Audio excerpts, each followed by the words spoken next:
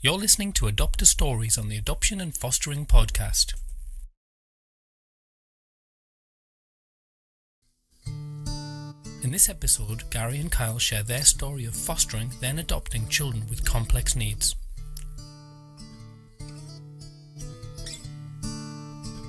We, being a same-sex couple, had lots of friends at parties or when we were meeting that said, "Oh, we'll be a surrogate for you." And that was never really an avenue that we wanted to go down. I think other people were keener on that than us, weren't they, really? Yeah. It seemed that they wanted to help us, genuinely wanted to help us. Yep. But it was also a bit of a fad, maybe, that I will have a baby for you without actually thinking Or asking us what we wanted. About all of the implications of what that would actually mean, being a surrogate for us. So we discounted that very early on, didn't we? Yeah, and it was just a case of we knew that we were going to have a family and wanted a family. We just weren't too sure how we were going to go about it. But adoption seemed the route that we would eventually go down. And we didn't start with adoption, did we? We started with fostering. And we didn't really even start with fostering. It was almost accidental that Hayden, our first son, came to be in our lives, and it wasn't a conscious decision that, right, we're going to start the fostering journey or we're going to start the adoption journey. I just happened to be sitting in our town. I opened the newspaper, and there was an advert for a little boy who was looking for his forever home. And I was on my own. Kyle was at work. I was doing something else. It was probably a weekend. I don't know. This little boy jumped off the page to us. I can't even remember the name that they used. Jack is looking for a mum and dad who can cook roast dinners, that have a car, and that can be his forever family. And he likes sausages. And apart from the mum and dad bit, I thought that it may have been a good one for us to pursue. And I don't know what it was about the advert. It was really well written. And I did no more. I picked up the phone and made that initial inquiry. And then phoned me to tell me that you'd phoned. Yeah. So...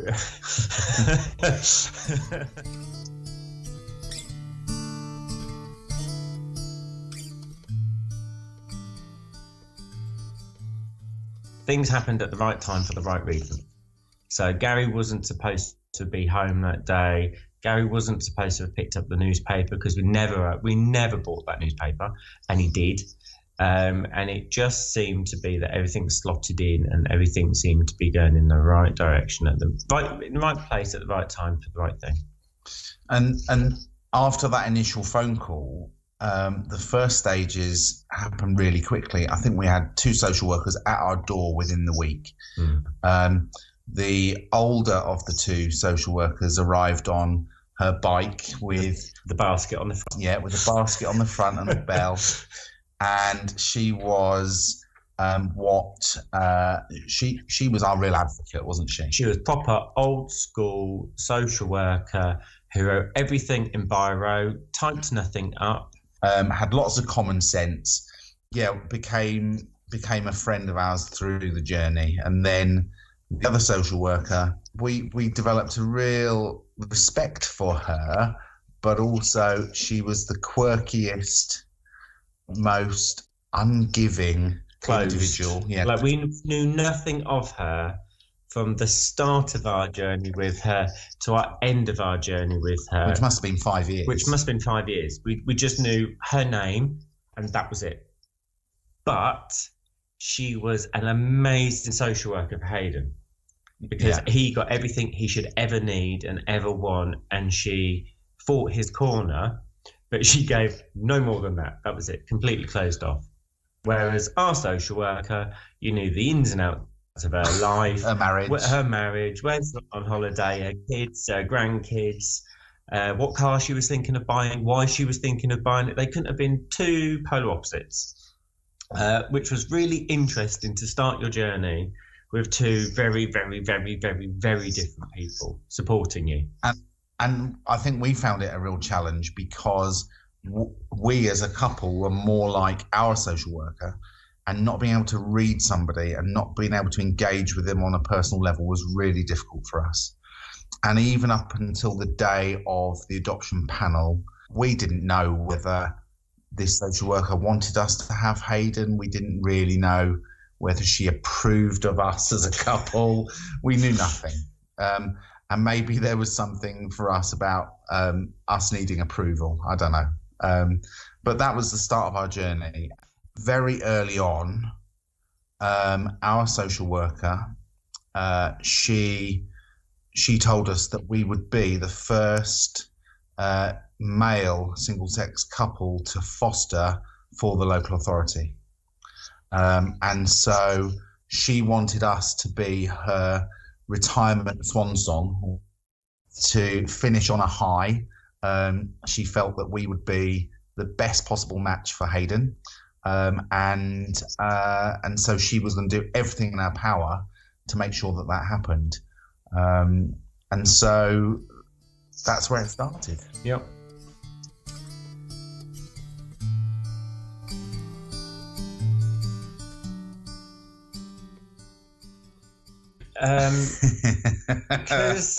Because Hayden was 6. He is 16 this year, but when he came to us, he was 6 years old. And Hayden has cerebral palsy. And Hayden has additional needs. So he's a full-time wheelchair user, partially sighted in one eye. He has partial use of one hand. He has the full use of his mouth, which as an opinionated 15-year-old, we are knowing a lot of. But when he came as a 6-year-old, he was very vulnerable. And we wanted to do the best that we could to sort of shield him from all sort of like the negativity around disability, and we wanted to be there for him, but at the same time we wanted to expose him to as much of the world as possible, because he'd led quite a sheltered life. Dull life. And it was dull. You know, we wanted to sort of get him out there and show him the colours of the world that were out there and all these amazing things that are out there. And so for us, it was a sharp learning curve of slow and steady wins the race, and we're not going to change the world overnight. It wasn't just us and the dog anymore. There was this other human in the house, which obviously you think about and you talk about constantly when you're going through the fostering or adoption process. You talk about how your life is going to change, and no one has a clue. Not a clue. So you've got to balance that with actually getting to know Hayden with all of the issues and trauma that comes with a child that is within the care system. And, you know, I talk to friends and colleagues a lot about the fact that anyone thinking of adopting or fostering, their first understanding needs to be there's no fairy tale at the beginning. You know, there's no sweeping each other up into their arms and everything's going to be rosy from day one. There's skipping off into the sunset in the first week. And we did think that for a while, I think. Oh, yeah, completely deluded. We thought we were going to fix Hayden within a week and he would be a happy, well-balanced, untroubled little boy, where in actual fact, in the first 6 months, he tested us to the edge of our relationship and really made us question whether we'd done the right thing. And it was because he was testing us, every fibre of your being, to make sure you were the real deal. And things were the one thing that we learned quite quickly is, yes, Hayden was testing us, but also it was him taking control of, I'm going to make this fail because then I'm in control of when it fails. So I'm going to make this stop rather than you stopping it for me, because I don't know when that's going to be. So because Hayden was told that we are his forever family, that's it. No more fostering, no more going off anywhere to other families. This is it. He was testing what he was told, to make sure that actually, if I push these boundaries, are you still going to keep? And it was, I mean, it took probably, I would say, 5 years for him to settle down. Yeah, fully. 5 years.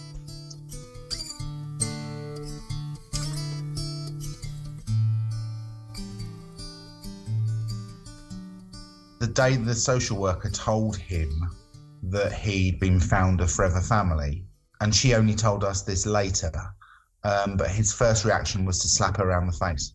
I don't think he believed it, and he was just testing her even to make sure that she was telling him the truth. In that 5 years that Kyle's just said that he was testing us, there are amazing times and pure joy and an absolute deep sense of love, but there were some really tough days.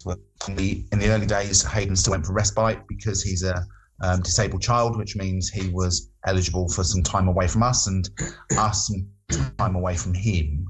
And I remember us walking along Deal Beach and almost being scared to say to each other, have we done the right thing, because are we able to actually meet his needs? You know, there's probably an arrogance with us that because of our backgrounds, Kyle was in social care as well. I was a head teacher. I worked in social care. Yeah, sorry, that's what I meant. Yeah, not in. I wasn't in care. No, I worked in social. There's quite a big difference. Kyle worked in social care. I was a head teacher, and there was probably an arrogance that we were the ideal match on paper for this little boy because of our backgrounds. Why weren't we coping as well as we could? And we walked along Deal Beach and actually said to each other, have we done the right thing? And actually, I think if we hadn't had that conversation, we probably wouldn't have coped with it as well as we did. And he tested Kyle much more than me. And I think that was because Kyle was at home with Hayden more than me, because I worked quite a way away. And I'm the stay-at-home dad. And you were the stay-at-home dad at that point. And he developed a really close relationship with you, didn't he? Yeah. So he either absolutely depended on you and loved you and adored you, or hated you. Or loathed me. Yeah. And would be violent and vile. And then Gary would walk in through the door. So I'd pick Hayden up from school at 3, and as soon as I picked him up, he'd start screaming, shouting, hitting himself, making himself sick, all these things to test me. And as soon as Gary walked in through the door at 7 o'clock, it was like, Gary, you're home, how are you? And he would switch from one way of behaviour with me, and then, Daddy, go home, to Gary as soon as Gary walked in through the door, which is another way of sort of testing us, you know, and testing our relationship. And, you know, and it was, that's how he coped with it. I mean, we laugh now, and if Hayden's having a grumpy teenage day now, I'll say to him, oh, Hayden, do you want a new family? Shall I call your social worker? Because that's all he used to say, you know, was, I want a new family, send me back, phone my social worker, because he thought that would be hurtful for us, not because that's what he wanted. And Hayden, even there, if he's on his phone, and I'm like, who are you talking to? He's like, and it'd be a friend from school, and he's like, I'm just on the phone to the social worker, seeing if they can find me another family. And I was like, oh, good luck with that. He just sits there laughing, and then goes, no, it's all right, it's just my dad. No, I was just mucking around with him as I'm leaving his bedroom. So there is a good sense of humour in him.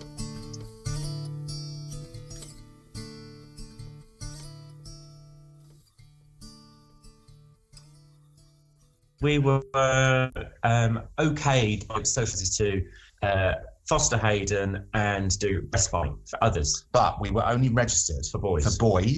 Because how on earth would two men cope with the care of girls? And we were only registered for boys 5 to 16, weren't we? Yeah. And a phone call on a Wednesday afternoon saying it's looking for respite, and I'm like, okay, how little? Well, he's 12 weeks old. He has cerebral palsy. He has this condition. He has this condition. He has that, and they basically just reeled off a list of conditions. And my initial reaction was, oh, you must be really scraping the barrel if you phoned us up, because one, he's a baby. Two, he's 12 weeks old and not our remit. So I'm assuming everybody else has said no. And you're going to have to change our registration. And they were like, well, don't worry about your registration. We can sort that out. I said, well, okay. I said, well, I can't say yes because I need to meet him. I said, I can't really say we could meet this child's needs just by you reeling off a list of diagnoses. So I went to meet Curtis, who was this 12-week-old baby. And I was like, yeah, he'll fit in fine. We can meet all of his needs. I'm sure if there's any problems, there's community nursing, there's the hospital that we had close links with, it will be fine. He came for a weekend for respite. And then he came for a bit longer for respite. And then he came for a bit longer. And then it got longer and longer and longer. And then we were sort of having him every weekend and doing some sort of like shared care with another foster family, and that really wasn't working for us and it wasn't working for them. It gave them the rests that they needed at the weekend, but it really didn't help us because we were just sort of a stopgap, got him sorted and then sent him back again. So we were asked if we would have him full time while social services looked for a permanent adoptive family. But there was an added issue that Curtis wasn't expected to live past his first birthday. So they didn't want to put too many plans in place because they could go to all that time and trouble of matching and then one chest infection and he wouldn't be here anymore. There's a good end to that story. You know, he was 12 weeks when he came to us. He's 8 now, you know. But he came, and so then we were fostering 2 boys, but we'd already started the conversation about adopting Hayden because it was clear he was going to be in our forever home. You know, we were going to be his forever family, and the time was right to start the adoption process.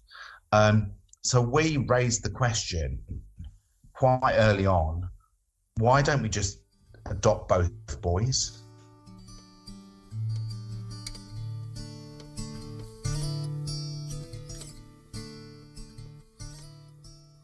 So bearing in mind, our local authority was fairly, very new to single-sex fostering, for males especially. Then we'd got this little boy, Hayden. Then we got this other boy, Curtis, and then we're asking to adopt them, but both at the same time. And it nearly blew social services' minds that we were going to try to go through the adoption process with 2 children who were not biologically linked at the same time, in the same court, with the same social workers. They just saw no way of doing that. And it was almost like there was this mental block of like, it just can't happen. Computer said, no, it can't happen. But the problem is Curtis was almost 2 at this point. So the boys had been living together from the age of Curtis being 12 weeks old to coming up to 2 years old. So it wasn't like they'd never met each other. It was the fact that they'd actually lived together for near on 2 years. Hayden saw himself as a big brother to Curtis. Curtis had known no different. I'm going to be really honest and say that part of the push for us for adopting both the boys together, A, because it's, you know, good for family dynamics, it sends a really good message to both boys. But I think winding social services up became a bit of a sport, really, because we would ask them questions or we'd suggest things that they just had no flexibility in their response. So we wanted to take Hayden abroad, for example, to Spain in our first year of fostering him, didn't we? Yeah. And it was like, well, no, you can't do that. You know, we'd need a passport. Well, let's apply for one. Let's get a passport. You know, we want him to go rock climbing, but he's got cerebral palsy. He can't go rock climbing, you know, and so it went on and on. And canoeing. Yeah. We were like, we're going on a family holiday and we're going canoeing. What's Hayden going to do? Canoeing. He'll go canoeing. But he's in a wheelchair. Well, we'll take him out of his wheelchair. But he'll be on water. What happens if he falls out of the canoe? Well, he'll get wet. Yeah, don't worry about it. He'll be fine. Like most kids his age, he'll have fun. But this whole sort of adoption process, it did blow their minds, and we didn't stop pushing, and we said this needs to happen for these boys, and funnily enough, it happened. You know, it wasn't a problem for the judges, certainly.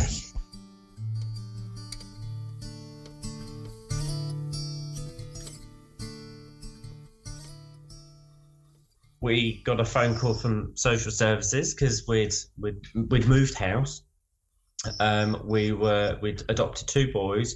We were still open to fostering. You get the phone call. You've got 2 spare beds, and the social workers want them filled. So we got the phone call. We got 2 boys coming into care today, aged 10 and 13. Can you take them? It'll just be a short-term basis. And we're like, oh yeah, of course. So we said yes. I phoned Gary and said, right, we've got 2 boys coming today. We'll get everything ready. Not a problem. We get home. There's a knock at the door. We open the door, and there's 2 social workers, a social work assistant, and a 18-month-old little girl, and a 6-year-old with Down syndrome little girl. And we're like, "You've got a house." And they were like, "Oh no, can you help us?" And it's like, and we've clothes because we've got nothing but small pink people. We've got everything for big blue people. Right, okay. So I just looked at Gary and went, you need to go to Tesco's and buy everything from the ages, I'd say, 13 months to 5 years. Keep the receipts, because what doesn't fit, we'll take back tomorrow. And literally, the social worker's like, well, you can't go now because we've got to complete paperwork. And we're like, we've got nothing for these kids. So Gary was like, I'll see you in an hour, and literally bought up the whole of Tesco's. And came home with high chairs and a cot and just bags, literally everything, clothes. Because the girls came with sort of clothes on their back and a big bag full of clothes, and none of it was appropriate or fitted. It just wasn't right. So we had to start again that evening. And they were, I mean, when we first met both boys, they'd already been in foster care. The first time we saw both of them, they were clean, they smelt nice. The girls walked through our door and they were filthy. Shell-shocked. And it was really traumatic because they had literally come into care on an emergency order that afternoon. Yeah, that afternoon. So it was a very, very different experience. And the experience was one of emergency, just taking care of these kids in a totally different way.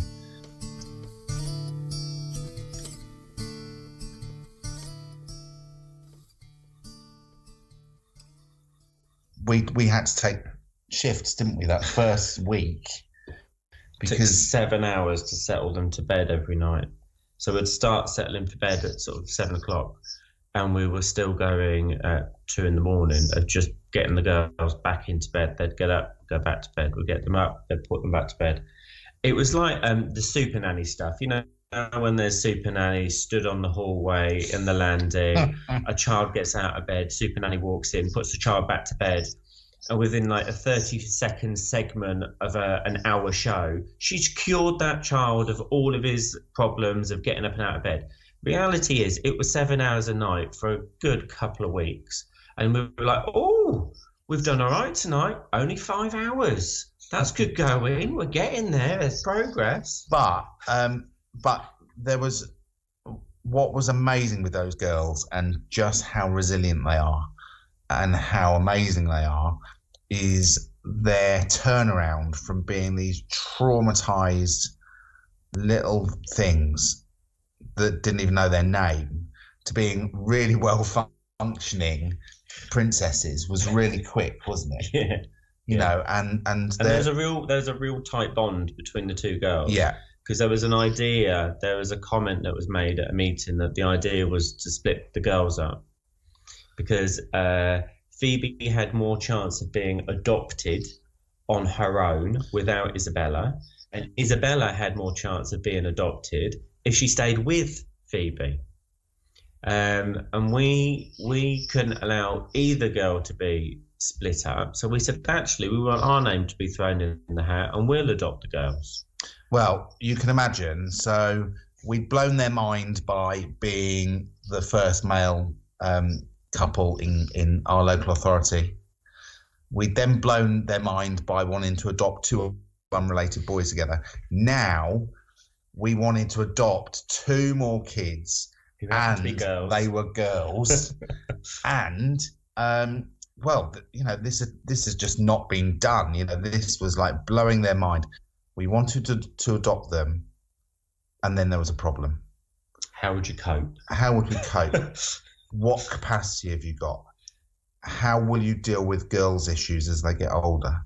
You know, we've got grandmothers, we've got neighbours, we've got sisters, we've got aunties, we've got cousins. You know, they'll have friends their own.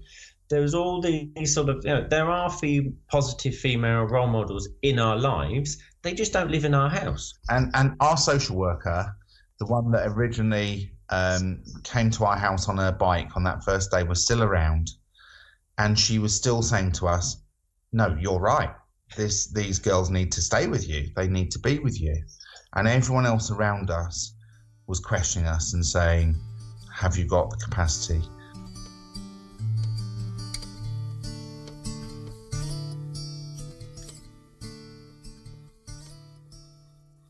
And at that point, we just said no. Either you've made an assessment that we're good enough to foster these kids and therefore we're going to be good enough to adopt them, or we're just not good enough. So, you know, bye-bye, nice independent social worker man. Let's speak to the girls' social workers and our social worker, and we need to say, sorry, you know, that's it. You make a decision. Either we're good enough or we're not. And it was very quickly agreed that we were good enough. Yeah, and I think what also helped was the fact that because of our experiences with the boys and because of their disabilities and the respect that we'd got with the health professionals through supporting the boys and the milestones that the boys were making, when it's because of Isabella's Down syndrome and her global delay and all the other little bits that were attached to her at the time, they were seeing some of the same professionals. So we were seeing the same people, but rather than seeing them for the boys, we were seeing them for the girls. And the girls and the professionals are going, well, you know, these girls have they've never formed an attachment. The only attachment that they've ever really made is to you and Garry. Now, if that attachment is suddenly broken, they may never form meaningful attachments again. You know, so we had health professionals that were also supporting us in the adoption of the girls. The other thing that happened, which gave me actually, I don't know, a respect for their birth parents. I don't know what it was, but the birth parents wrote to the judge and said to the judge that we are not going to contest the adoption. We're not going to appeal it if Garry and Kyle become the adoptive parents. But if they're moved or if there's any other, any other change, family, we won't stop fighting. And whether they had any power or not, and whether they had any influence or not, wasn't the point. The point was that there were these parents that had, lost their children. No matter what happened, actually, with the girls, they were still loved, weren't they? Yeah.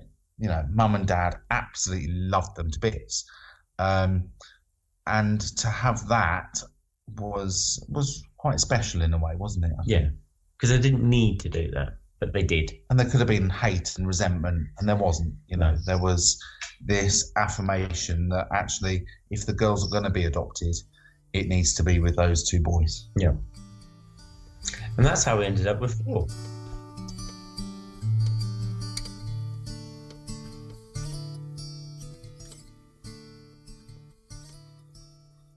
I gave up work and became a at-home dad.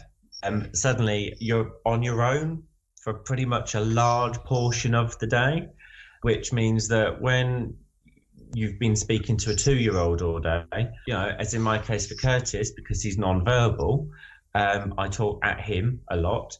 It just means that when Gary walks in through the door at 6:30, I bombard him completely with conversation about the most boring, trivial things, and I expect undivided attention because I've had nobody else to speak to all day. But you've also found it a massive challenge on a different level, haven't you, in terms of your purpose is solely the children. Yeah. But you're also a really successful professional, and that was almost taken away. When we started, I was managing a kids' home. At the time of when Gary and I met, Gary was the youngest head teacher in Kent, and I was the youngest registered children's manager in Kent. And then the two of us get together, we're going to change the world. And suddenly I've gone from sort of having 50 odd kids that I'm responsible for with numerous amounts of staff to me and a 12-week-old baby that just needs my undivided attention. And that's it. And that's a huge shift, if I'm honest, for me. And it took a little bit of time to sort of settle into the new role of just being dad. Well, you know what I mean. There's a difference between sort of being responsible and the busyness, I think it was, of work, and the fact that at work you could leave work and go home. Whereas when you are a parent, and you'll become instantly a parent to a 6-year-old, there is no turning off from that. There is no walking away from that, because your 6-year-old is always going to be there. They're just going to get bigger and older. And I think that was one of the biggest shifts for me from working life to just being, not just being a stay-at-home dad.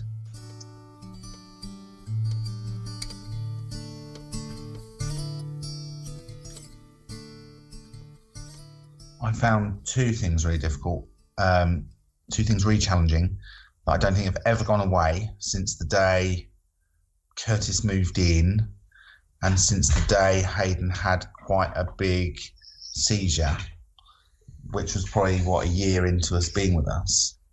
I was terrified that, I'm still terrified that Curtis is going to die because he's really a complex little boy. And I don't have I have 1/100th, maybe 1,000th of the skill that Kyle has in caring for Curtis's health needs. And that's a big, and I think that level of fear, is it fear? I don't know, or just that constant feeling, I would imagine many adoptive parents of children with disabilities feel, because these children have an added level of vulnerability, that they don't only have the trauma of going into care or being adopted, but they also have life-limiting conditions as well, which is really, really tricky. But even worse than that, my biggest challenge, which has been, again, from day one, is how the education system works with our kids. I guess I'm fairly good at my job, and it made me see my profession in a totally different light, where there were amazing examples of brilliant partnership working, great advocates for kids in school, and then some really dreadful examples of how not to work with kids who are adopted or in care, or those with disabilities. And I found it really, the biggest challenge with me was not making a fool of myself by reacting in an angry or aggressive way, because it angered me so much. And we've been in some dreadful situations with our kids, and I'm a massive advocate for primary education, to see how sometimes our kids have been treated in education as being disgusting, isn't it? Yeah. I think it's the biggest challenge for me, because I'm in that profession, and that is a real problem for me.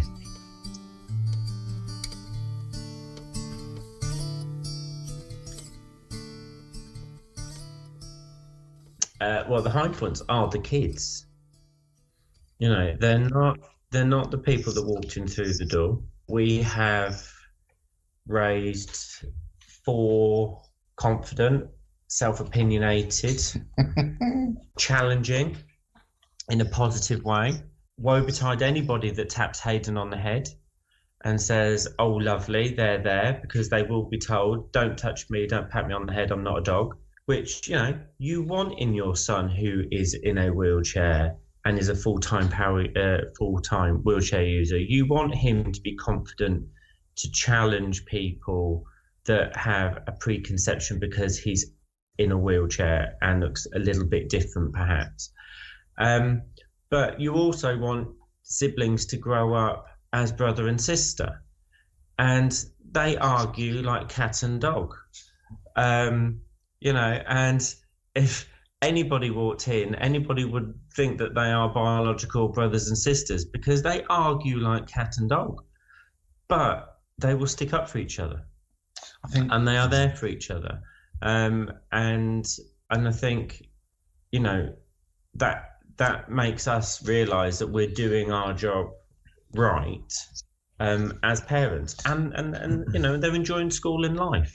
There's a few highlights for me, or a few highs. The first one was when Hayden changed schools. He was chosen to be the star part in the play, and this was a little boy who, when we met him when he was 6, was really difficult to understand. Smiled a lot but had no confidence, and then 4 years later he's Big Bad Ben in the Christmas play. And I took the morning off work and made sure I was there to see it, and that was amazing. The next high for me was we've got a little video on our phone and photos of Phoebe, probably when she was 5 or 6, interacting with Curtis. And Curtis is really quite passive, so he can't move his body. And Phoebe had got some slime and was manipulating Curtis's hand in the slime. And she was just so caring and so beautiful. And Curtis was looking directly at Phoebe and smiling. And Phoebe didn't know anyone was watching. And that for me was a real high that we'd got it right with her, and that she absolutely loved her little brother, or her big brother. It's a big brother. Yeah, her big brother. She's the youngest. And that was I still think about that all the time. But then there's highs in different ways, and those highs are... Yesterday, Isabella has speech and language difficulties, and she she said something just quite flippantly in the bathroom, and we went, oh, she said the p sound, and there was me and Gary going p p p p p p p coming up the hallway because she'd made the sound, and it was just, you know, for anybody else it'd be quite a, oh yeah, you know, my daughter's just gone for puzzle or whatever. But for us, we were chatting about it for a good half hour, quite animated that she made this puh sound. You know, she's 12 this month, and she's suddenly just been able to make this puh sound. There's big highs, but sort of, you know, for us it could be for the fact that interacting with the brother or sister, or making a puh sound when they're talking. And the last high for me was I mentioned before that we'd been on TV on DIY SOS, and after that we won an award for being advocates of gay adoption and gay fostering, and through the Attitude magazine. And when we were given our award, there was a quote read out from a national newspaper that isn't known for its liberalism, and it said, watching this programme with this family has made us change our mind about gay adoption. And that was a big high for me.